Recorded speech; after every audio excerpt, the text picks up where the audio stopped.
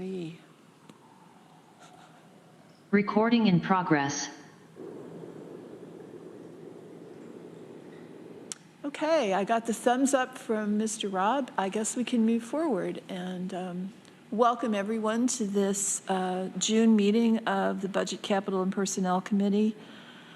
Mike Lane has been detained. He will be arriving a little bit later. Amanda Champion is under the weather, so she will be attending and voting remotely. Hi, Amanda. All right, then.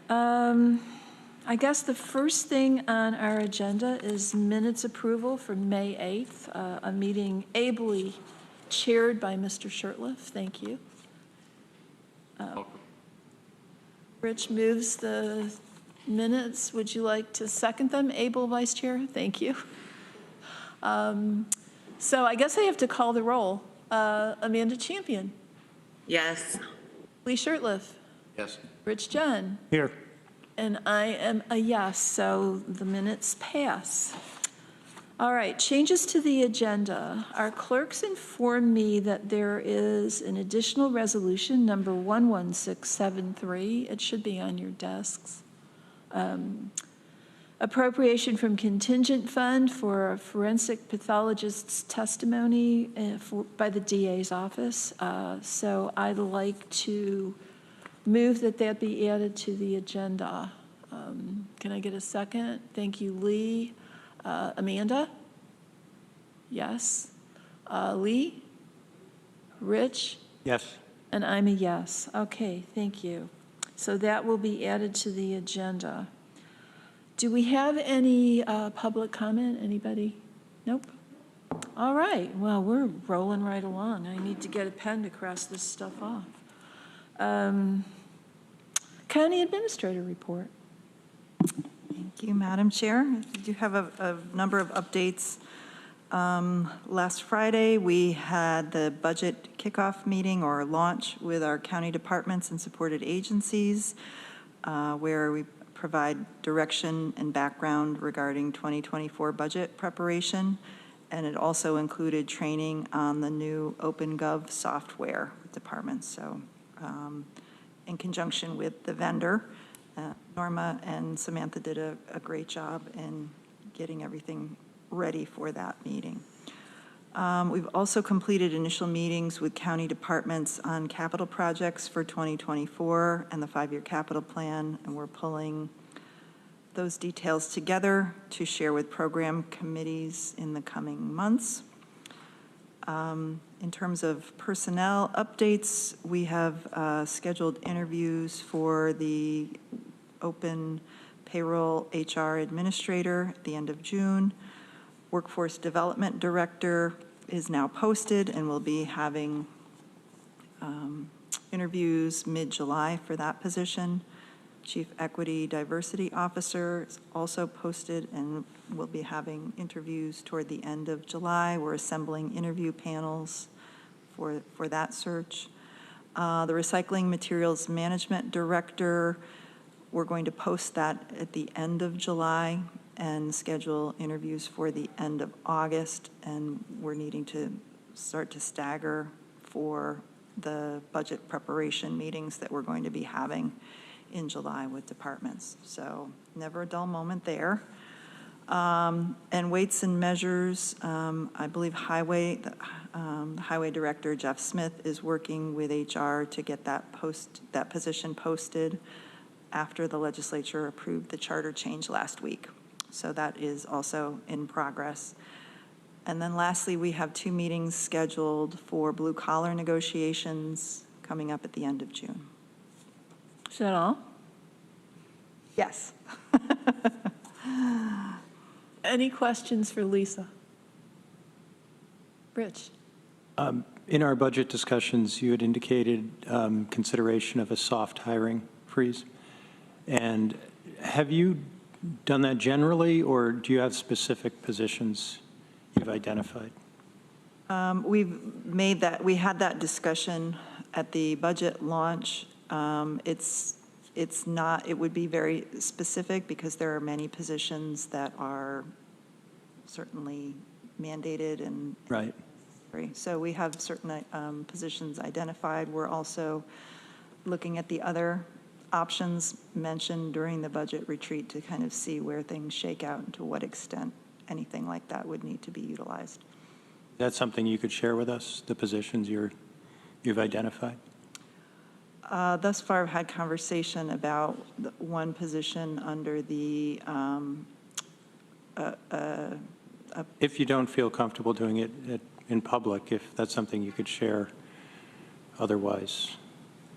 Sure. Just like to get a sense of, I think you'd identified $650,000, and I was wondering, where's that coming from? Yes, sure. And we haven't, that's certainly not been implemented yet, so. So you're still working on which positions? Yes, and we're working on all of the different levers to see how much we can get from, there were, I think, 3 other areas identified in the capital plan, and looking at programming for vacancy rate, so. So it's still a work in progress? It's a work in progress. And I is what I'm assume trying that to you'll say. share it with us When you have work. when it has progressed to a point where it's worth sharing. Yeah, I wouldn't want to scare people, but Yeah. we should probably know if you've identified positions when you get there.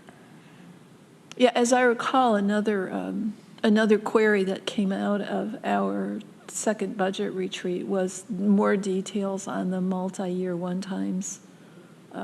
So I guess all of that should probably come as a package. And I trust it will be forthcoming as soon as it's reasonable. Okay, anybody else? All right, Director of Finance report. I see Drew, just for information of anyone who's watching, our new finance director got sick. I hope this doesn't mean she hates it here. But anyway, yeah. Drew, I think she's just a little under the weather, so yeah, she's been very engaged, so. okay, good. She sent me a message, so yeah, Yeah. thanks. Yep. What you got? So just a few quick items to update the committee on. Our audit has kicked off, and we have a full house of 4 or 5 auditors here a few days this week to hopefully try and wrap up the field work. It's definitely a exciting thing. As you recall, we may have pushed off the audit about a month, so we'll be looking for the full audit report in September from this work. Also, to update the committee, the in-rem foreclosures that we had scheduled for last Monday, I believe it was, we are now doing that on June 29th. So we have 7 properties going to foreclosure. We're working with Bill Troy to ensure that we're being compliant with everything that went through the Supreme Court and is currently in the works with New York State. And Bill's been very helpful, but still a kind of an unknown territory, but Bill thinks we're good moving forward on these 7 properties. The last 2 items I have is just after we get the audit done, we'll be focusing on the annual update document for New York State, and then we'll go right into the airport PFC audit, which is the passenger facility charges that the FAA authorizes and requires an audit on. So exciting times. Oh, yeah, the excitement never ends. Thank you. Any questions?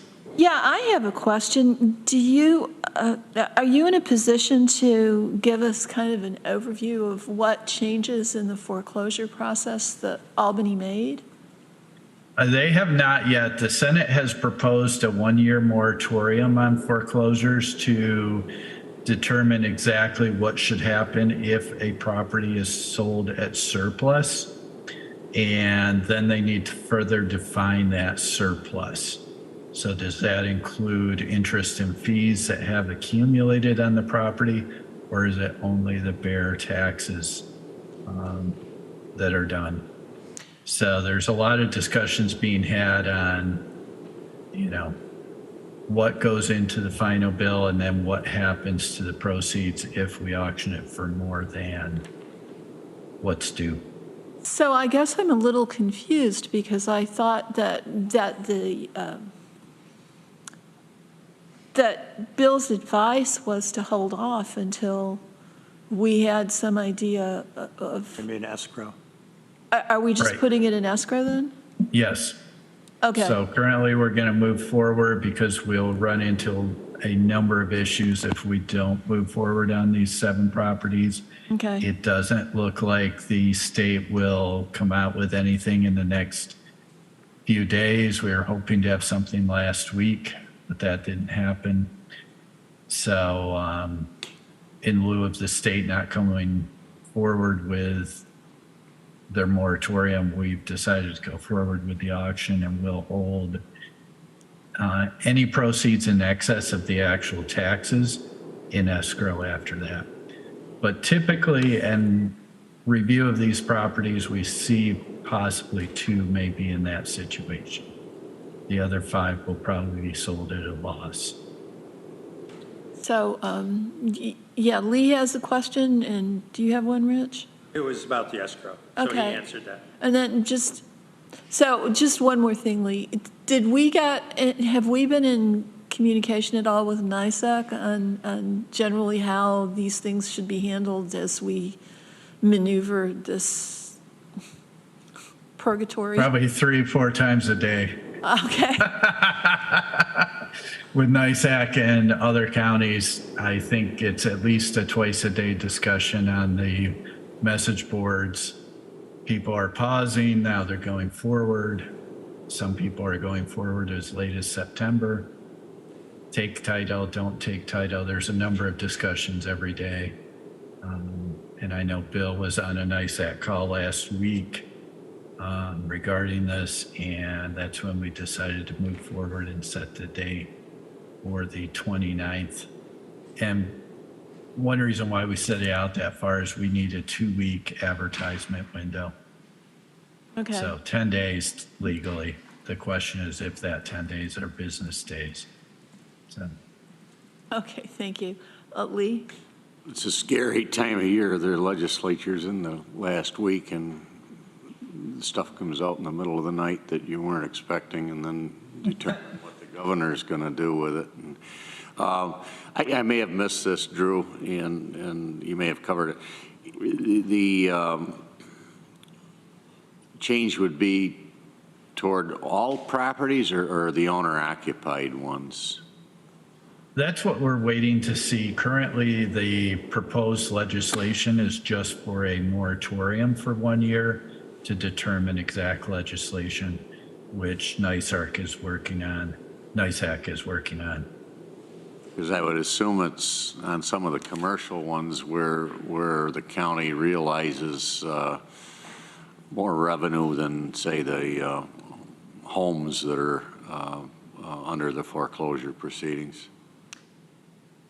But the rationale for the Supreme Court's decision that's driving all of this doesn't seem to be dependent on any distinction between. No distinction. Yeah. And I know there's always a lot of, well, in years past, there were vacant lots that tended to be stuff that people would let go rather than Yep. My concern always has been on the owner-occupied residential homes. I've always felt queasy about that, but when it comes to the others, that throws a wide area of latitude in there. Yeah, but I think the idea was not a taking without compensation. What was that Fourth Amendment? It's been so long. But I don't think it depends on whether you're living on it. It's your property, and if we take more than we're entitled to in terms of back taxes, then we've taken your property. Mm-hmm. Rich? Yeah, I just wanted clarification. We are backstopping the towns, villages, and the city. We reimburse them, right? So that, is there a point where we can get stuck making them whole and we end up having to Yes, that's what's in discussion with NISAC currently. And the school districts is in that mix as well. We make them all whole and then we do the foreclosure. So if we lose money on a parcel, we've already made the towns and villages and school district whole on those. It seems like there's an incentive to just get to the taxes due, but not get anything extra. To maybe lose just a very little amount of money is the sweet spot. Yes. Okay. Taxes and fees, but I think NISAC, there's a lot of input. We've given input as well. So they are working with some legislative leaders to develop some processes, whether we go back, the funds go back to the owner, or whether they go to lien holders, or what that process is. And then how do you cover any losses? Is there a sharing method with municipalities, school districts? Yeah, it strikes me, it doesn't really make a lot of sense that the counties end up carrying all the risk on this, that the other municipalities in the state don't really have any skin in the game. Correct. Welcome to New York State, I guess. Yeah. But- Okay, Yeah. I see Lee, but let's let Mike ask a question. Well, I don't think that they don't have skin in the game, because I can remember when, before the county was reimbursing the villages for their unpaid taxes, at least in the village of Dryden, and I expect the other villages, we would have all kinds of certificates of non-payment of tax, which we had, the only way we could collect them was directly because they were paying the county taxes. And the county was not foreclosing. And so the villages were stuck. When I first became mayor back in the 80s, that was my first thing to do, to try to collect all those unpaid tax certificates that were out there. And it was such a relief when the county agreed to reimburse us. That was then, this is now. Well, if we And go I back think to now that, we're the what ones I'm that are on saying, the if we hook. go back to the way it was, the villages are going to get stuck. And I don't know about the school districts. They may be the same pot. Well, I think it's incumbent on the state to come up with some sort of mechanism whereby nobody's getting stuck, Or you share the or you share the loss. burden, yeah. Yeah. I don't not agree with you, to use a double negative. Okay, well, I'm figuring out where you stand. We'll let Lee ask his question. Just kind of a comment, and Drew might be able to verify it for me, but, you know, when we talk about losses, it's kind of gray to me because there are substantial penalties that get placed on top of the due taxes, and if I'm right, if it rolls over a year, you end up adding, what, 15% of the assessment to the penalties? There is a 5% 5%. assessment, of the assessment right before it goes to foreclosure. So depending on whether it's a residential, that's a 3-year property, or a 3-year process to go to foreclosure auction, and vacant and commercial is a 2-year. So that's only a one-time 5%.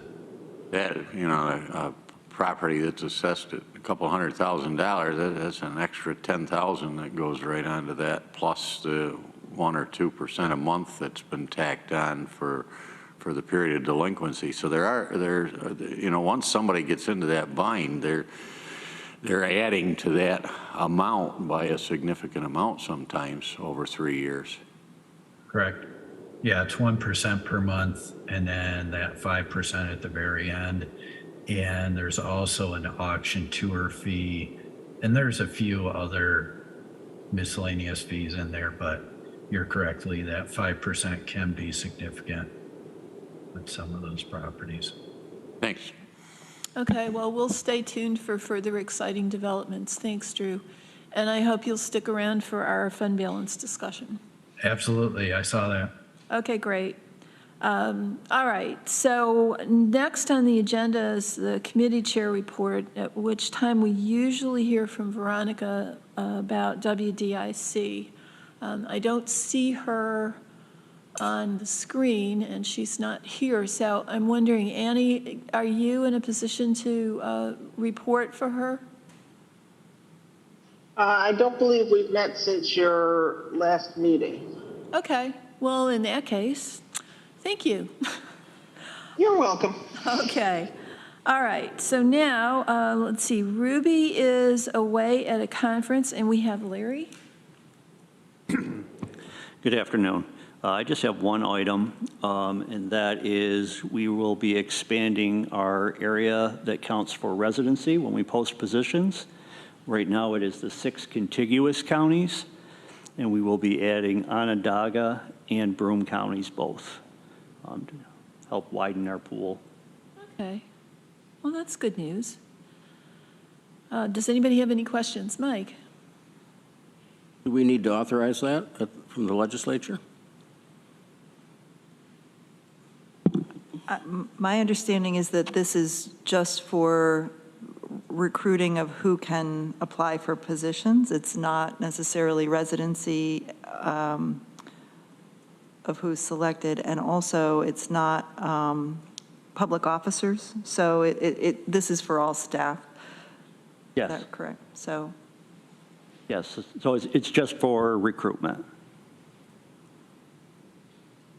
So if there's a job description that requires residency, for example, and we ended up hiring someone from Onondaga or Broome, it would still have to go through the legislature for a waiver of the residency requirement? That's correct. Yeah. Okay. We've had some reports over time that your applications or pools of people weren't real well in a lot of titles. Is that improving any? Is recruitment still tough in some areas? It's still real tough in many of the areas, especially the ones that require licensing, nurses, some of our like HVAC techs and those kind of positions have been really tough. Okay, any other questions for Larry? Thank you. Okay, moving on to our resolutions. We have a resolution authorizing the salary for a position above the salary range for medical director in mental health. Mike moves that. Can I get a second? Thank you, Rich. Lisa, are you addressing this, or is somebody from the health department here for that? I see Frank from Whole Health is here. Hi, Frank. I didn't see you hiding up in the corner. Hi, everyone. Yes, thank you for considering this resolution. We have a medical director position in the mental health clinic that provides leadership both for our clinic services as well as our local government unit requirements. We've been recruiting for that position for well over a year, and the problem that we have is that the redlining, well, there's a couple problems. One of the problems is that the redlining traditionally is for the individual, and so when we're advertising for the position, we're advertising at a woefully low salary rate, which has not netted even any interest in the position, never mind candidates. And so we are looking to move the salary up to what we believe is competitive, namely competitive with other forensic medical director type positions in the state system, which is who we're really competing against for these positions at this point. And so we're asking to redline the title so that way we can advertise it with a new higher redline salary in hopes of recruiting some candidates. Well, that makes sense. I see that the increase would be $67,984, and that includes salary and fringes. So what would the salary be? I believe it's $299. Is this reimbursed to any degree from state, federal sources? It's revenue generating in that the medical director does see clients. Some of the forensics work that they do is supported by state funds, but because of the way the money is kind of shared throughout the entire department, I can't tell you that it is absolutely 100% funded by those other sources. But generally speaking, our clinicians, our licensed professionals, do generate enough revenue to support the work that they do. The challenge with this is that we already have this position, and so we know the revenue that comes in. We're not expecting additional revenue with this team. So it is something that we'll be looking to absorb into our budget as we move forward. Thank you. Mike? Hi, Frank. Have you looked into contracting for this service? Yeah, and it's double. In order to do that, we do contract for some services right now because our current medical director has retired and has thankfully come back to work for us part-time. And so we do contract out for some of those forensic services, and we're paying significantly more for those contracted services. Thank you. Any other questions? Well, that's a number that really takes my breath away, Frank. And if it's needed, it's needed, but good Lord. Yeah, it's a challenge we're facing across the board. Larry just, referenced it. The licensed professionals, whether it's the doctors, our nurse practitioners, which you guys redlined for us a year or so ago, our social workers, our nurses, we're not competitive right now, and it is very difficult to find people willing to do the work. And quite honestly, we can't do it without them. So we're at a crossroads, and I'm looking forward to continued conversations around the salary analysis and other budget considerations as we go forward. Okay, ready to vote? Amanda? Yes. Mike Lane? Take a deep breath. Yes. Yeah. Rich John? Yes. Lee? Yes. And I'm a breathless yes, thank you. Thanks, Frank. Thank you. All right, next we have resolution number, let's see, this is B, Doc ID 11680, budget adjustment and contingent fund request for information technology systems. Can I get a motion on that, please? Rich moves, Lee seconds. So who's here to talk about that? I'm here. Lauren. Oh, hi, Lauren. How are you? Good. How are you? So real quick, the salary and fringes weren't added to the 2022 GIS budget, which was about a $22,837, I'll say, loss.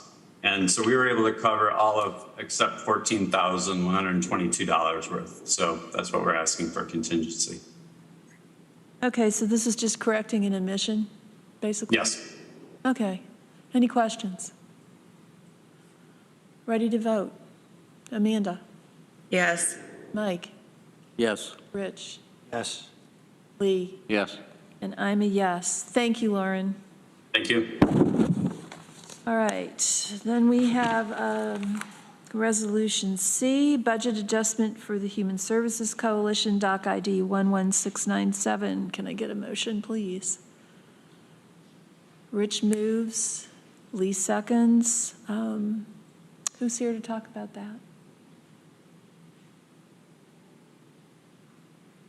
that? Amanda, you have your hand up.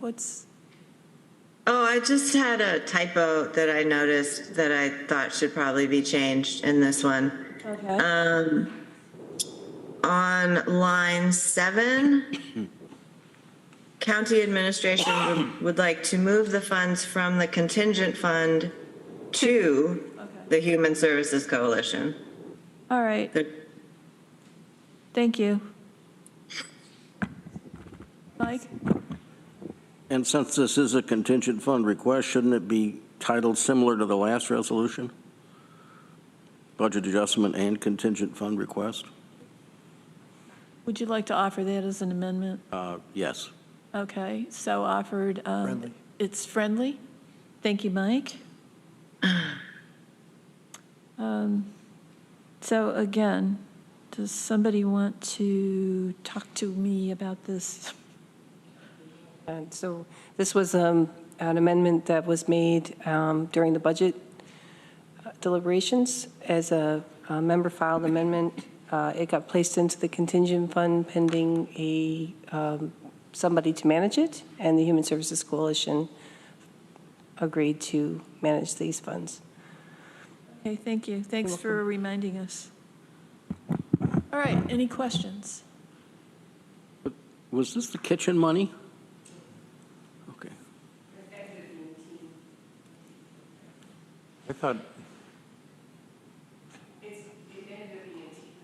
It ended up being a teen program. It started out as being a kitchen, and it changed, it kind of morphed into a smaller amount, and they were funding a teen program at Southside. yeah, there was a specific program for certain teenagers. Correct. Yeah.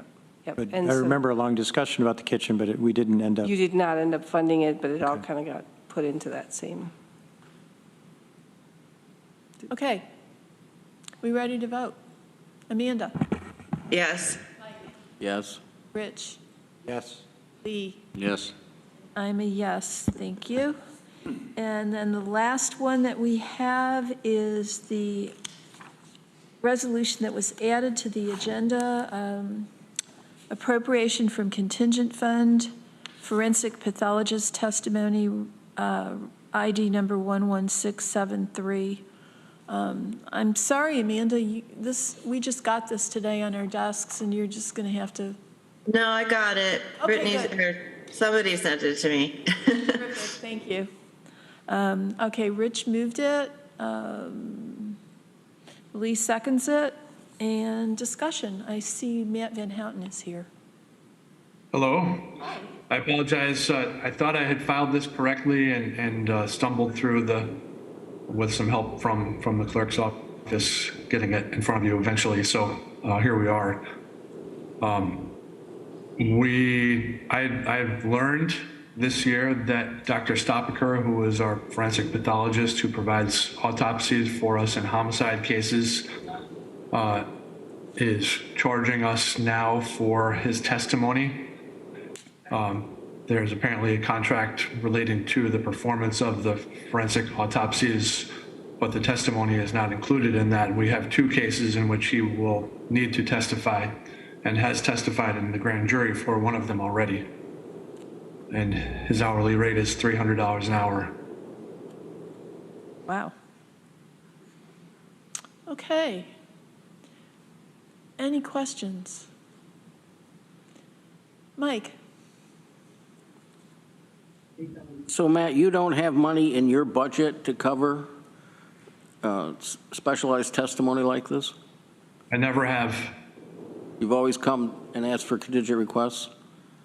Well, the last time that we had a forensic pathologist testify for us, it was Dr. Terzian, and I think the contract was different because he didn't charge us.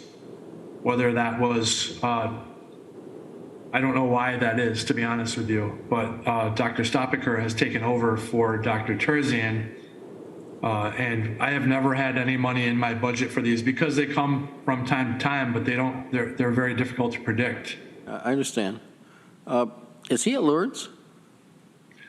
He is not, he performs the autopsies at Lourdes, but he is part of an LLC that works at Lourdes, but he's not part of Lourdes. Because I see Guthrie's taking over Lourdes, so I don't know whether that's going to mean things are going to get even more expensive. Okay, any other questions? Rich? If the cases settle, I assume you don't have to spend this money? Correct. Okay. All right, well, we can hope for that. Are we ready to vote? Amanda? Yes. Mike? Yes? Rich? Yes. Lee? Yes. And I am a yes. Thank you, Matt. Great, thank you, everybody. Hope it works out well. Thank you. Okay. All right. I see we have some of our colleagues who are not on committee who are here online. Mr. Mezzi, Mr. Brown, Ms. Corman. and I assume y'all are here because we're going to have a riveting discussion of fund balance. It will be somewhat less riveting than we had hoped, simply because our finance director is under the weather. So we're going to kick the discussion off and get as far as we can, and we may have to pick it up later when we have some more specific information from Lori. I will let Lisa and Norma start us off. Lucky them. Lucky them. Yep. Sure. So I am disappointed I didn't get a chance to talk to Lori about this. I went through some scenarios over the weekend, kind of looking at some of the options that we have for, considering what might go into fund balance.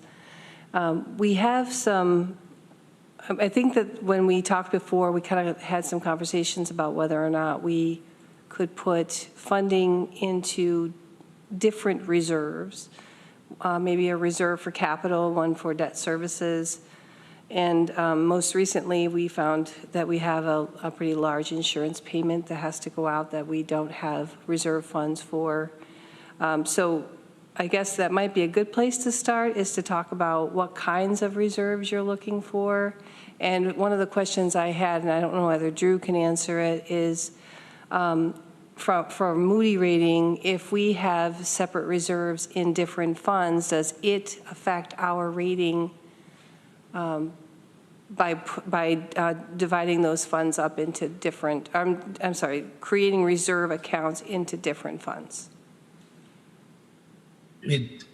It does help our bond rating, actually, to show a decent unallocated fund balance, and also that we have reserves for whatever it may be coming up.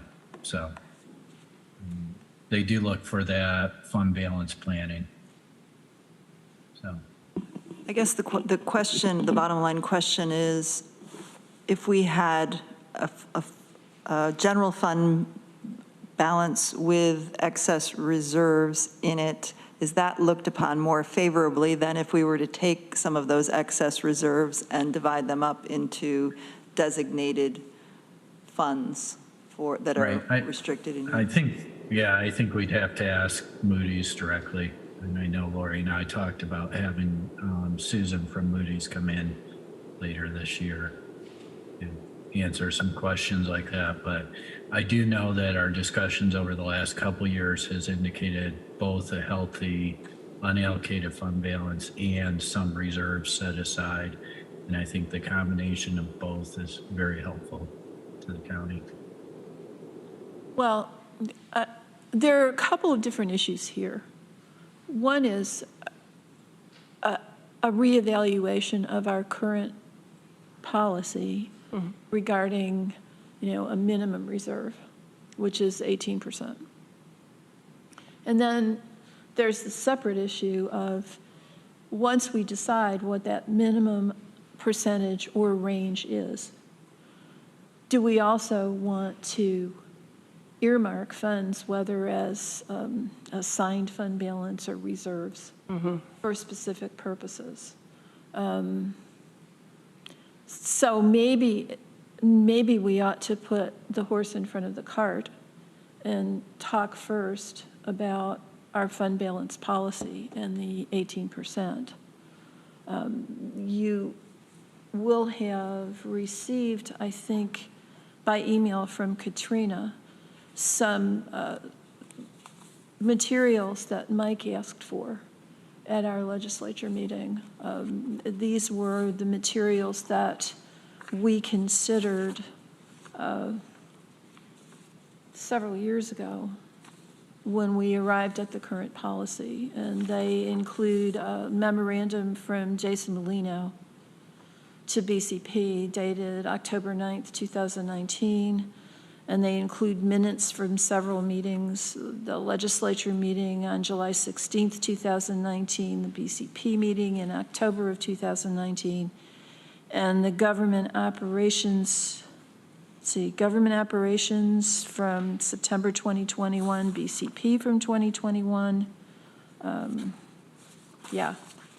And these are all minutes of meetings at which the current policy was discussed. And also a presentation dated July 16th, 2019,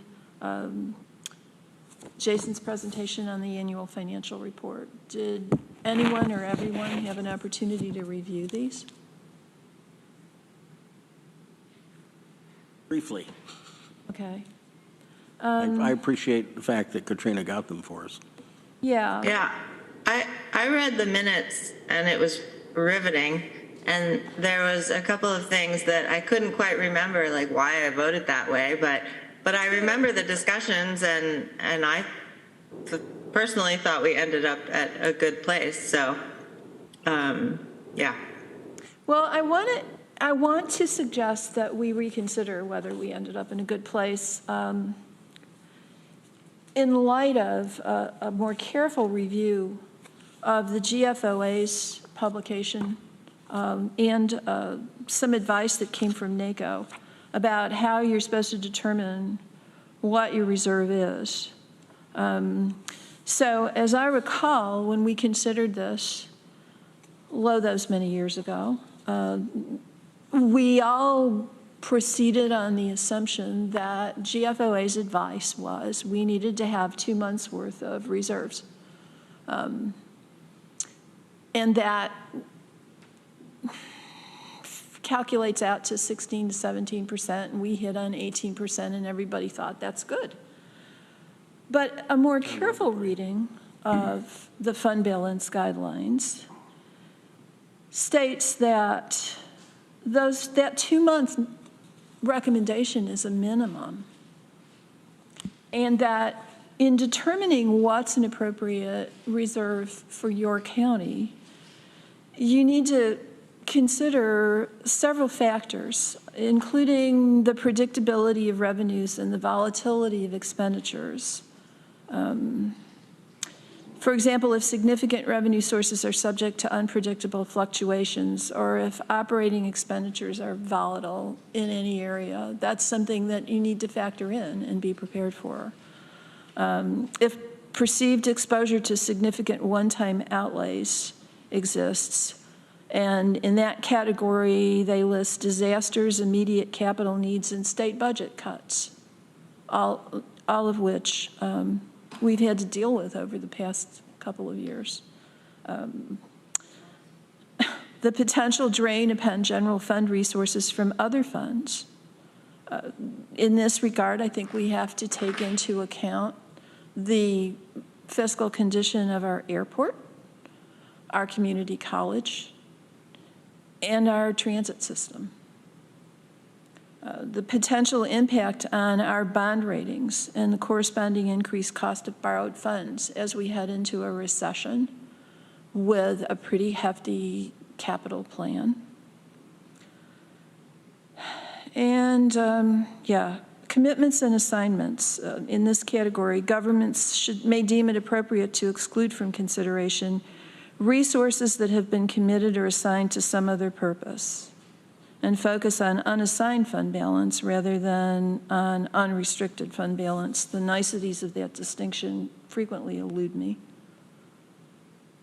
So, in the same vein, NACO advises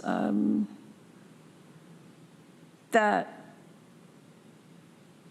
we should consider the impact of natural disasters, economic downturns, and understand our risks before we make a decision on what our minimum fund balance ought to be.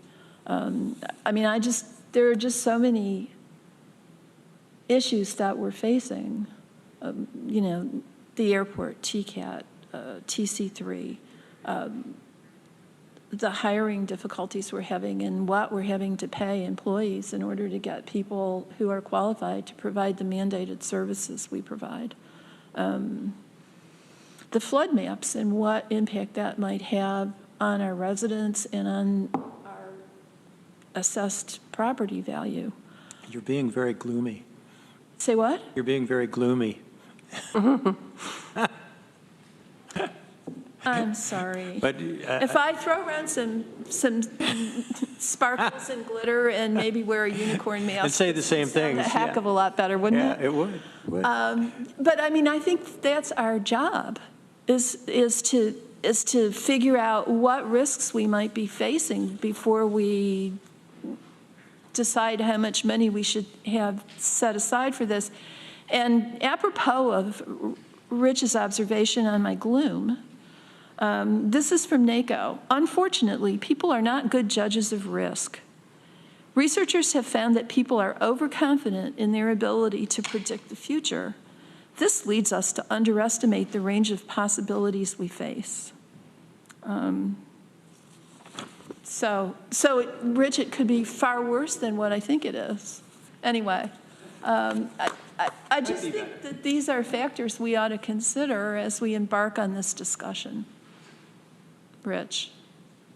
Yeah, no, I didn't mean to be flipped there, because I generally agree with you. I don't know if we're going into recession, though. It seems like we're getting so much conflicting information, like the jobs reports keep being really good. Yeah. And then unemployment claims are up, and you're like, how's that going? But I think we just don't know where that's going to end up.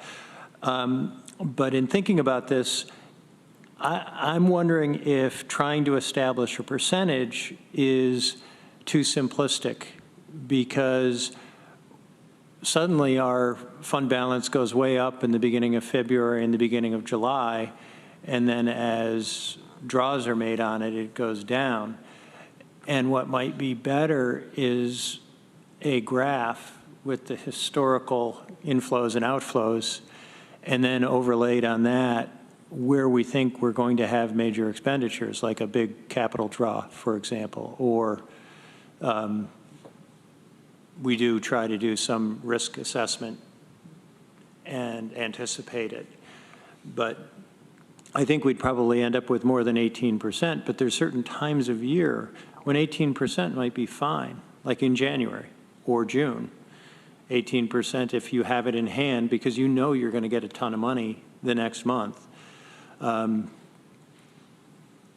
so just saying, well, maybe it should be 22% doesn't really deal with it. I think we should have a trend line, and we would want to be above that. And so it's going to be a fluctuating amount. Norma?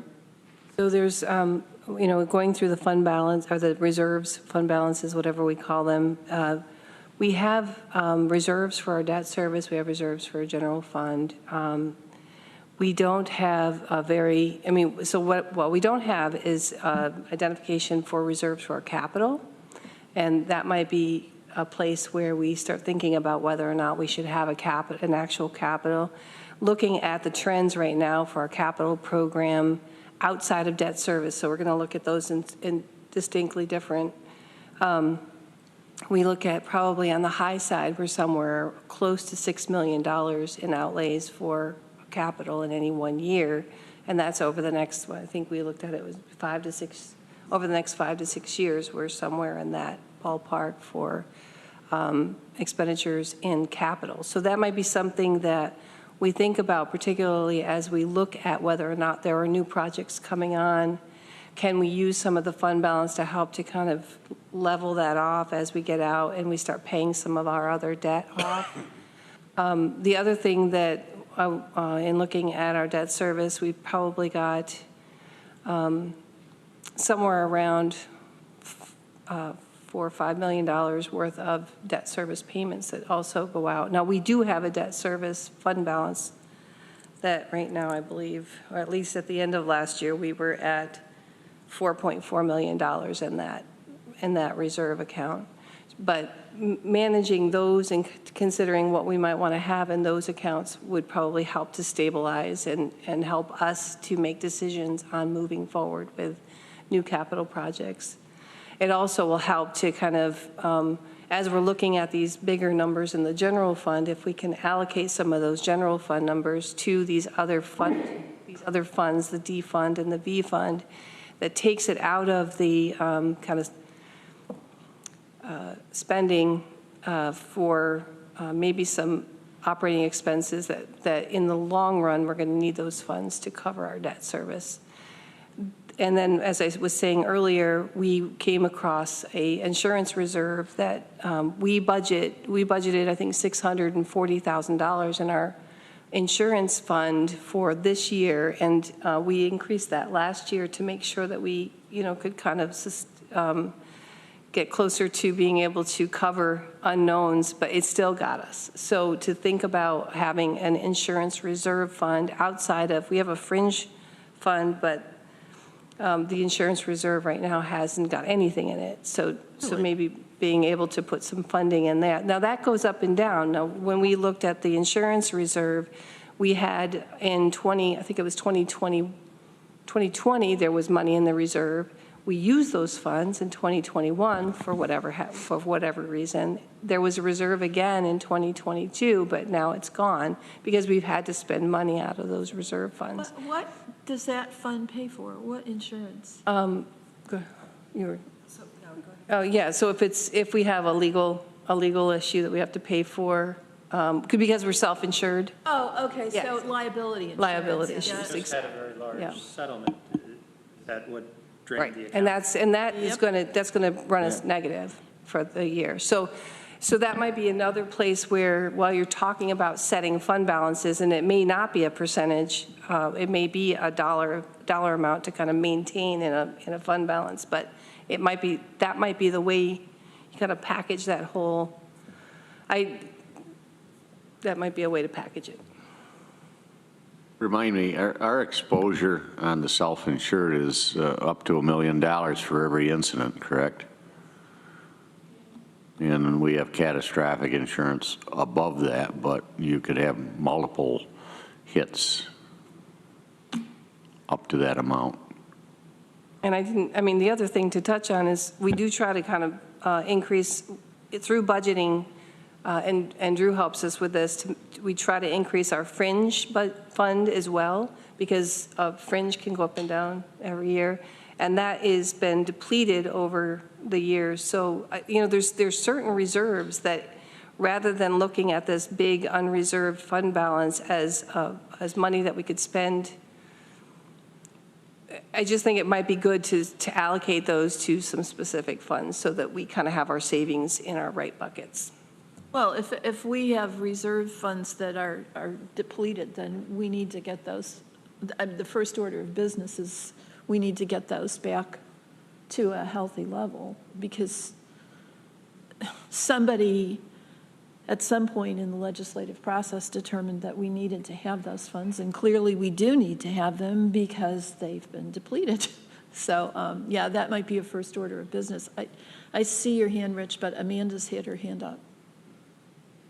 Thanks. Well, what Norma said kind of answered my question. I guess I was kind of just wondering what our goal is. Like, are we looking at revising the policy, like officially? Are we just wanting to have more conversation?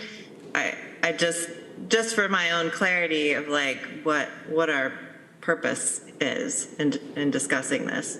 Well, one of our goals as a committee for the year was to revisit the fund balance policy and perhaps revise it. So I think that at the very least, we ought to have a healthy discussion about that, we as a committee, and in the larger sense, we as the legislature. Okay, thanks. Yeah, the litigation fund, I think, is a good example, because that's when you really can't predict. I mean, cases are coming, but until a jury does something, you don't know. But that was really an anomalous case. We have not had a payout like that in forever, to my knowledge. Maybe there was a large payment by the county, but even though that's in a insurance reserve, that seems like an area where if you needed it somewhere else, you could, that's something where you could balance risk. But say a capital reserve, you know you're going to spend the money. And I think we need that nuance built in there somewhere. I'm just trying to think how to do that, but. Well, it's unfortunate that Lori's not here, because when Norma and Lori and I talked, she pointed out that there was a difference between assigned and reserved fund balance. Reserve is pretty inflexible. I mean, once you put something in reserve, that's what you must use it for, whereas assigned gives you some flexibility. So for something like an insurance fund, that might be an assigned fund, Okay. as opposed to capital, which I firmly believe ought to be a reserve fund. And once we put those funds into the reserve, once they're in capital, and that's what they have to be spent for. Are there state regulations on that, or? There are regulations. I just saw I saw Drew Drew's put his hand hand. He's up. going to so- correct us. No, I'm going to Clarify. support everything that she's just saying, that yes, the state does have specific and legal items that can have reserve funds. And once those are in the reserves, as Norma was saying, they are quite restricted. And there's things that we may want to have allocated fund balance for that the state doesn't allow for a reserve fund per se. So there is a nice document from, and it's almost 50 pages, from the Comptroller's office about reserve funds too, if you want to throw that into your mix. Question for Drew. I'm sorry? I have a question just to follow up with Drew. Yeah. Drew, so we do have a statutory, it is a statutory account to have a reserve for the insurance fund, right? I believe so, yes. Yeah, okay. Well, it seems to me that a good starting point would be to have a document that informs all of us what funds we have and what funds we might need. Well, or at least what funds we have, and then we can have a discussion about what additional funds we might need, so that we know what we're looking at funding, whether or not we want to formally assign or allocate or reserve funds for purposes. I think what sparked this particular was the conversation we had at the budget retreat about how we look at this one big number and tend to think, oh, that's free money, and we don't necessarily focus on the purposes that are coming up that we're going to need X amount of dollars for. So it looks like we have more free spending cash than we actually do. And the idea was that if we had those funds in some way earmarked or identified as being committed to particular purposes, we would then, at the end of the day, have a better idea of what wasn't committed and what was available. Sounds like we're largely doing that, though, right? That we do have assigned and capital and. We have, and Drew, you can correct me if I'm wrong, we have fund balance due to unspent funds. We don't have necessarily a planned, other than the debt service in the fund balance policy, we do have that identified, but we have funds due to unspent funds, but we don't necessarily have a plan for putting those aside in the capital or insurance. I think that was part of the evolution we had through the budget retreats and other discussions, was that looking at those total sums, it made sense to some of us, or seemed to make sense to some of us, to start looking toward investment in those larger projects that we've been talking about. But I'm kind of struck with where Deborah is today in that the risk assessment and some of the vulnerabilities that may be out there that's really it takes me away from the fund balance discussion and more toward informing me on committing toward large capital projects or what size and scope moving forward, given some of those challenges that may be out there.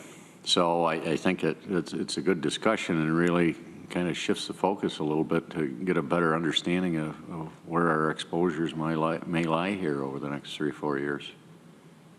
Yeah, who is in charge of risk management for the county? County administration. It's a function of our office.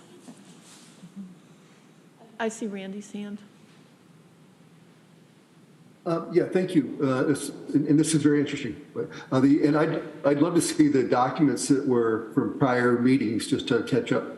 I think you hit it on the head. I mean, Norman has mentioned these other reserve accounts, and it sounds like some of them are underfunded, but I don't know what they are. I mean, so my point is, what are these reserve accounts? What do we have them? What should we have in them? So I think you're on the right page. So I agree with where you are. So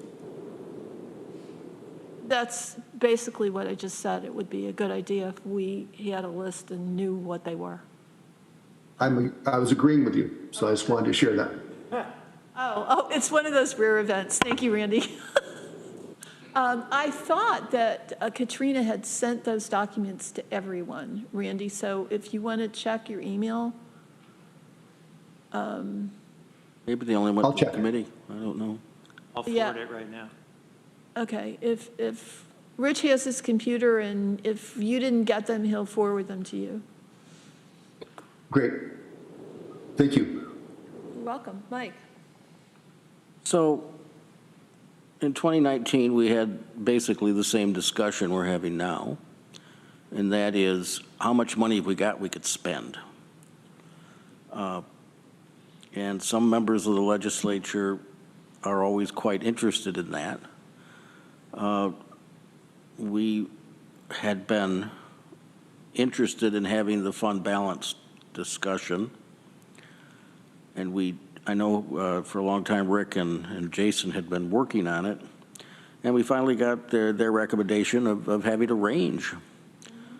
But that didn't go over with some of the legislators at that time because they wanted a fixed number so they could say, hey, we're here so we can spend that amount over the top of that. I didn't agree with that, but that carried, and that's how we ended up at 18%, which I still think is inadequate, particularly with Moody's and the changes there. Deb, you made a nice listing of some of the risk factors that we have here. You're absolutely right. I would add 3. One is we have no idea about the migrants, whether that's going to cost us anything, whether or not we're going to get some. These kind of things generally don't happen over 2 weeks. They happen over a year or 2. Sales tax is softening. And apparently across the state, it's flattened out. And if it's flattened out, is it going to go down? And casino revenues, which we should never rely on, in my view. What's going to happen with them? They're talking about a new casino in New York City. And I understand the new Seneca Nation compact that just made through the legislature is going to allow them to build a casino in Rochester. So how's that going to affect not Turning Stone, but Del Lago? I just think that we should be thinking about having more out there on a regular basis. Climate change things can happen that we aren't aware of. Well, let's look at the smoke we had last week. We could have a flood again. We could have an ice storm, which is something I'm just sure we're going to have one of these days, and our over-reliance on the electric grid is going to make us very, very, it's going to be very, very hurtful, let's put it that way. So I would like to see us put forward a recommendation to go with a range again, and allow the fund balance to really reflect the kinds of things that we've been talking about here, about these reserve accounts, but also the fact that we don't know exactly what's going to happen. Well, thank you, Mike, for making me look like Pollyanna. No, I said I agreed with what you said. No, you made it even worse. Oh, okay. Yeah, and I think the other thing we need to remember, I mean, I would be more comfortable with the range like 18 to 25%. 25% would give us 3 months. And I will remind people, too, because there was a lot of talk when we considered this in the past about, oh, it's a rainy day fund, and now it's raining, and we should spend it. In Jason's memo, he made the point that he viewed this less as a rainy day fund and more as a lockbox, so that if we ever found ourselves in a situation where revenues stopped or were seriously depleted, then we turn to that money, because that, I think, is the purpose of GFOA's recommendation. But these are all things that we need to consider before we take it to the larger legislative body. I see Annie has her hand up. Annie? Thanks, Deborah, for letting me chime in. I agree with what everybody said, actually. And I like the idea that you just proposed as a different figure, 18 to 25%. The only thing that I'd like to add that I haven't heard said yet, when we look at things happening, for instance, you know, a catastrophic flood, a pandemic, recession, I think what we've learned for sure from the recession, I think we would learn the same thing with other huge things that come up, is that there is not a need for less services with the county. And I think that is something we often look at as, oh, can we reduce, you know, or put a hiring freeze or something. But, and now we're kind of stuck in this position where because we reduced our workforce a bit, now we're having trouble ramping that back up to get qualified people. So I would like to see enough buffer for when we have major things that we can actually maintain our staff. So that's something I'd like to look at. Thank you. Thank you, Annie. Amanda? Thanks. My brain's a little foggy today, but I guess I don't really fully understand how a range would work. I'm all for increasing the percentage, but like who decides? Is it on a given month? We say this month we're putting aside this much, this month. So if somebody could speak a little to that. From my perspective, I think one thing would be it would very much depend on what kind of external circumstances we're facing. To consider whether we need to have more or less in that reserve fund. I mean, ideally, I would never want to fall below the upper end of the range. But obviously, I'm the prophetess of doom and gloom. So right, but I guess I don't understand, like, who would it be? The director of finance and says, and is it a monthly thing? Like, I guess I don't understand, how is that decision made? I mean, because all the things that everyone listed, yeah, those are all going on at all times. Okay, so I've got Drew, Mike, and Rich. Just to help answer Amanda's question there, typically in your fund balance policies and your reserve policies, you'll have triggers or actions to take. So once you reach so much above your upper limit, these are things you can start doing. And maybe that includes an evaluation with the committee of reserve funds, and are there more things to put in there? Or if you fall below that, is there, what actions get taken? And usually it's some sort of review that staff would do and present to the BCP committee and bring back, but there's specific things that you're identifying future groups to look at, either at the low end or the upper end. So. Okay, Lisa? Okay.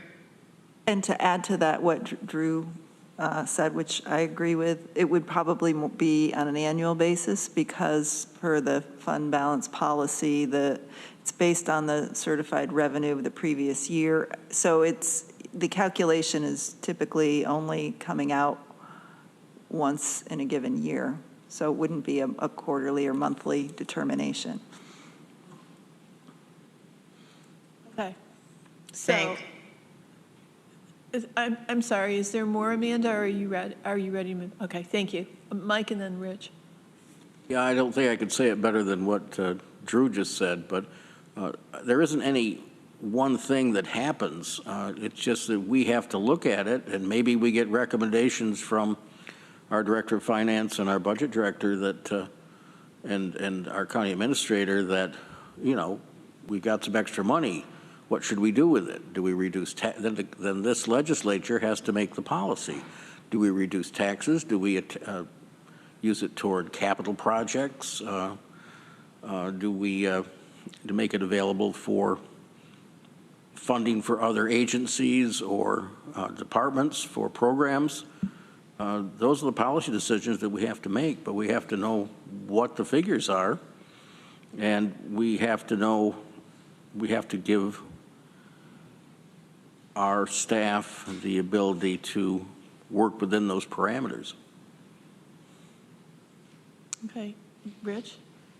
Going back to Amanda's point, and I guess I didn't state it articulately enough, but I don't see a percentage making a lot of sense in that month to month or financial event to financial event, that percentage should be very different. That in June, you know, the bottom end of the range might be fine because you know your tax revenue is coming in the next month. And then in the next month, if you are at 18%, there's something really wrong. And I think it's also a problem if we really only get a number on an annual basis that we could make decisions on, because you're going to be looking at a number from quite a while ago. So we'd be looking far backwards. And it seems to me, maybe I'm overly optimistic here, but that we should be able to do forecasting to anticipate, say, our capital expenses, our risk profile, where we think we might have exposures, and our monthly spend, and figure out from there on a real-time basis, are we ahead of the game or behind? And that's not necessarily a percentage, because it's going to take every other factor into account. I'm afraid it would look kind of like our sales tax division formula sheet, but maybe that's okay, because then we would have some, going to your point, that we're not very good at anticipating and predicting risk. We would be trying to do that in an organized way. Well, I mean, if I had to pinpoint a percentage, my comfort level is around 25%. And 25% of the prior year's revenues or expenditures, and it's never been clear to me which one it is. Budgeted revenues. Revenue, yes. Okay. So it's 25% of last year's budgeted revenues. That's a fixed amount. You'll recall that one of the things that we've discussed in this committee is some mechanism by which we could get at least a quarterly ballpark statement of what our fund balance is. That would inform our decisions, but the amount, that 25% amount or that 18% amount, that never changes. It doesn't matter if your fund balance is up or your fund balance is down. And I think that that's where the idea of having assigned or allocated or reserved funds over and above that minimum is really helpful. Because if you come in at the beginning of the year when we're flush and you have X dollars over and above your 25% minimum, you need to know how much of that fund, how much of that X dollars has been committed to forward planning and risk management before you decide, oh, well, that leaves us an amount to spend, and that amount is this. Yeah, but And I don't think it, I mean, without considering all the other that factors, amount will vary. 25% doesn't tell you very much, I guess, is my concern. And I'm not disagreeing with you. I think 18% is probably too low. You know, I'd like to make sure we have enough that we are not jeopardizing our bond rating. But it seems like it has to be a more sophisticated process than just picking a percentage. Well, and it's interesting about the bond rating because I was looking back at this very helpful information that Drew provided us with in March. And Moody's uses something called a fund balance ratio. I don't know, you all got this memo in the backup materials. And I was trying to understand what the fund balance ratio actually represented. And it's available fund balance divided by revenue. And I assume it's the budgeted revenue from the prior year. So then you have to go to what the definition of available fund balance is, and it's the sum of all fund balances that are classified as assigned, unassigned, or audited financial statements committed in the total government funds, plus unrestricted current assets minus current liabilities. So, I mean, at the end of the day, I guess what they look at is all the money you have in all these various pots and funds. And they want that to be, for a AA rating, 38.5% of your revenues. So right now, when we spoke this morning, Norma, you said we had about 70 million in all of those funds? With, yeah, completely unaudited, though. I mean, Well, yeah, just, well, we got to In general, ballpark it because right. we don't have an audit. And our budgeted revenues from last year were 200? At 221, Okay, so about 31%. right now, we got 31%. We think we're flush, we got 31%. From Moody's perspective, that might be problematic. Well, it certainly doesn't help that Moody's does it in this other sort of bizarre way. No, it doesn't. But in some sense, it does make it easier for us in that we don't have to worry about what's in reserve and what's in this fund and what's in that fund. We just look at it, the whole kit and caboodle and say that as rich as we feel, it's not enough. That was just the general fund, though. So it's okay. probably just a bit higher than that. Well, okay. The other point, though, that underscores, I think, your point, Deborah, too, is that it's based on the previous year's budgeted revenue, and our county budget has only gone in one direction, which is up. So if we do nothing with our fund balance in terms of expenditure and our revenue increases, our percent goes down. So that's also something to consider in this. You're scaring me away from taking on any extra debt in this conversation. Well, okay, so let's talk about an idea that Norma alluded to. Say we have, what, $7 million, say we're $7 million over budget on sales tax. We could, that money has to be booked into the general fund, Right. but we could take it out and understanding that it didn't really increase the general fund, and taking it out's not going to decrease the general fund. We're going to take that money and use it for some one-time thing that in the long run is going to make our operating expenses or our debt service or something else less expensive. You know, this is the thing that shocked poor Greg Mezzi when I suggested it. But I'm perfectly willing to look at things that would otherwise increase our fund balance, but we could take it out. To me, that's a wash.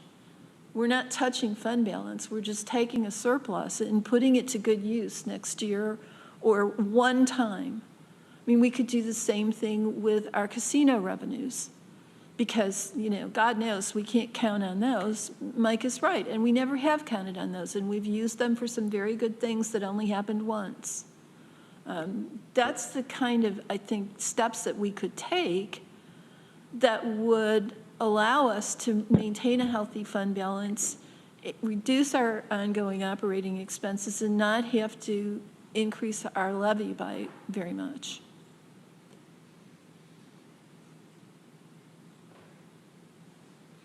Amanda's got her hand up. Well, I think it's a great idea, not to make your head swell or anything, but I think, I mean, that's what a normal person does, right? When they get a year-end bonus from their job, or, you know, they win $300 in the lottery, or, you know, like you wouldn't necessarily put that towards running your household, but you might, you know, buy a new washing machine. Right, exactly. Or get new, you know, whatever, like cabinets or something. So I think it makes a lot of sense to me on, like, from my personal banking life, that you're not taking it from your savings, as long as you're putting enough into the savings at the same time.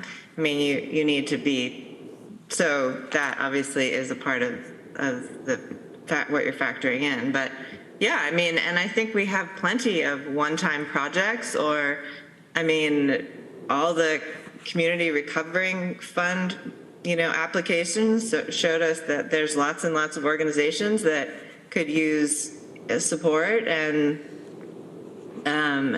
yeah, well, or, you know, our own projects, whatever. But I think it would be a good direction to go if people feel comfortable with that. Well, okay. I mean, I think that we've just basically careened around, bouncing off all the various aspects of this problem. And I don't know necessarily that we've provided our administrative and finance people with the guidance they need to come up with something. So I guess I'd like to hear from you all about that. What guidance do you think you would like? And we'll see if we can agree on it. I think what I've taken from this, and maybe what we can come back to you with at the next meeting, is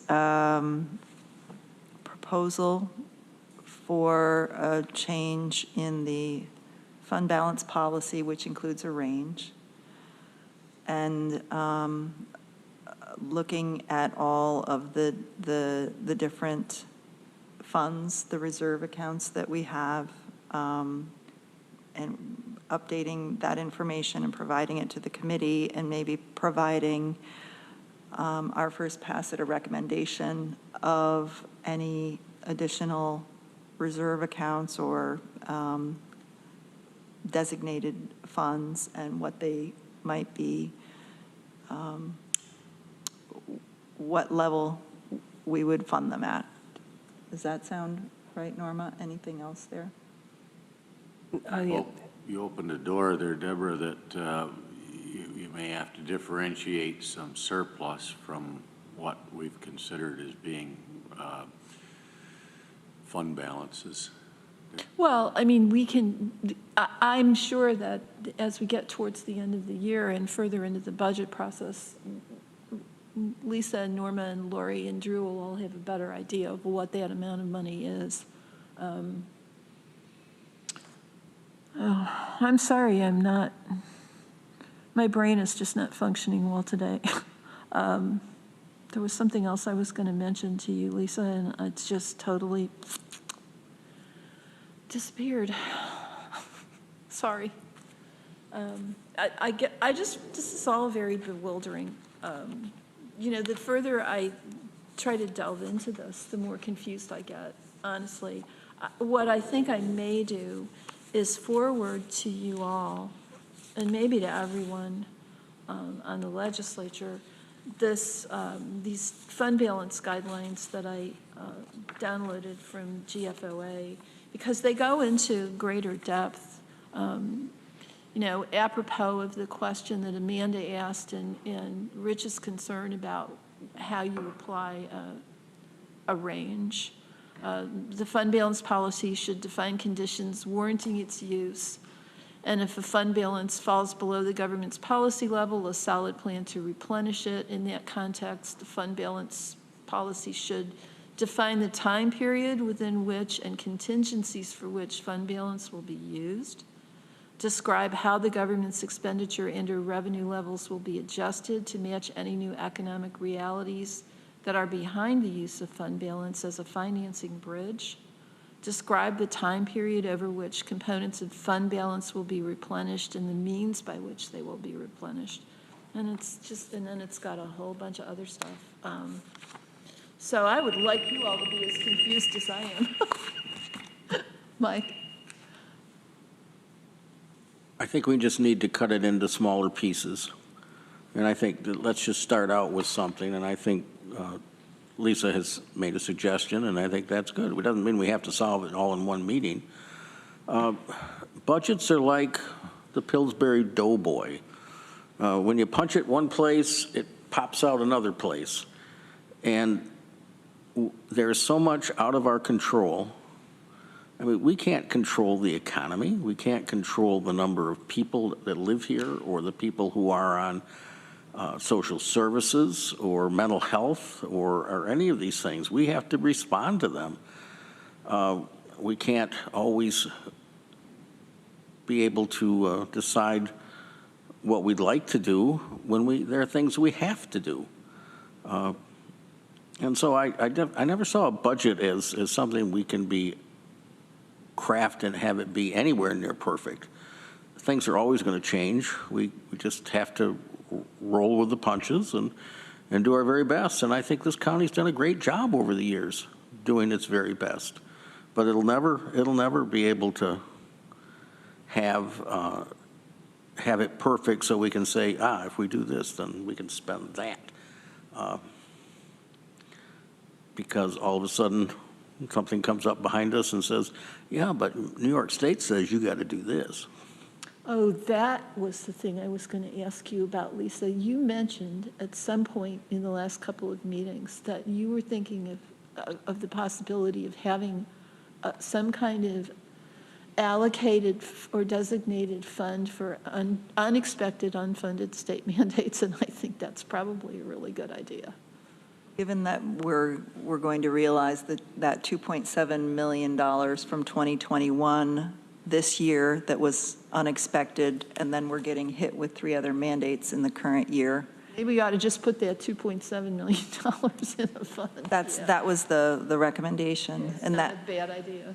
So I had a few thoughts too, in parallel to what Mike was saying, is that there are a number of unexpected areas that can hit us at any time with this budget. It's a big budget. At the same time, the fund balance accumulates.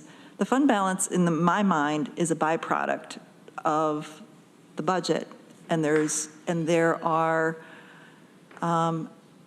it's a complex budget that we administer, and to this point, and I almost can't stress this enough, we've lacked some of the basic tools to monitor well the budget. We've had a machine that produces a budget book, essentially, and then our capability to monitor on a monthly basis how we're doing, it has been very lacking from the county administration standpoint.